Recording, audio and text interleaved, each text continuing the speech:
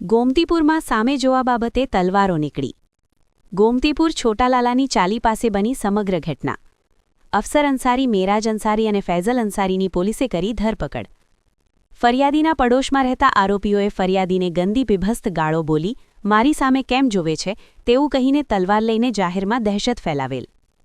19 તારીખના રોજ ગોમતીપુરમાં બની સમગ્ર ઘટના. તલવારો દેખાડી ફરિયાદીને મારી નાખવાની ધમકી આપેલ. ત્રણેય આરોપીની ધરપકડ કરીને કાર્યવાહી શરૂ કરી. આરોપીઓ પર ચોરી, મારામારી અને ઝઘડાના ગુન્હા દાખલ છે. ફરિયાદી અને આરોપી વચ્ચે અગાઉ 2023માં ઝઘડો થયેલો, તેની જૂની અગાવત હોવાનું પણ તપાસમાં સામે આવ્યું. ગઈ 19/12/2025ના કલાક 14:45 વાગે છોટાલાલની ચાલી ગેટ નંબર 5 પાસે ફરિયાદી છે ઇકબાલ ખાન પઠાણ પોતે નમાજ પઢીને પોતાના ઘરે જતા હતા. તે દરમિયાન એમની બાજુમાં પડોશમાં જ રહેતા મેરાજભાઈ મકબૂલભાઈ અંસારી નાઓએ તેઓને ગંદી બીભત્સ ગાળો બોલતા અને ફરિયાદીને એવું કહેલ કે તું કામ મારી સામે કતરાઈને જોઈ છે, એ બાબતે ગંદી બીભત્સ ગાળો બોલીને બોલાચાલી કરેલ અને તલવારમાં લઈને જાહેરમાં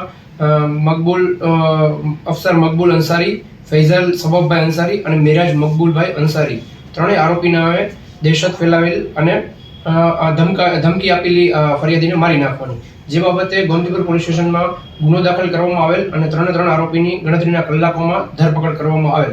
બીએનએસની કલમ 296B, 351(3) અને 324(2) જે એક્ટિવાને નુકસાન કરેલ છે તે બાબતની કલમો લગાડીને કાયદેસરની કાર્યવાહી હાથ ધરવામાં આવેલ છે. આરોપી ઉપર અગાઉ ચોરીના તથા મારામારી ઝઘડાના ગુનાઓ દાખલ થયેલ છે. ત્રણ સામે ગુના છે. અત્યારે તો એ લોકો છૂટક મજૂરી એ ટાઈપનું કામ જ કરે છે, પણ ગુનાઓ અગાઉ ગોમતીપુર પોલીસ સ્ટેશનમાં એ લોકો વિરુદ્ધ દાખલ થયેલા છે. 2023માં આ લોકોને એક ઝઘડો થયેલો, એની જૂની અદાવત પણ થોડી હતી. એ તપાસમાં હાલ અત્યારે નીકળ્યું છે કે 2023માં એ લોકોને સામે એક ગુનો દાખલ કરવામાં આવેલ ત્યારે બનાવ બનેલો હતો.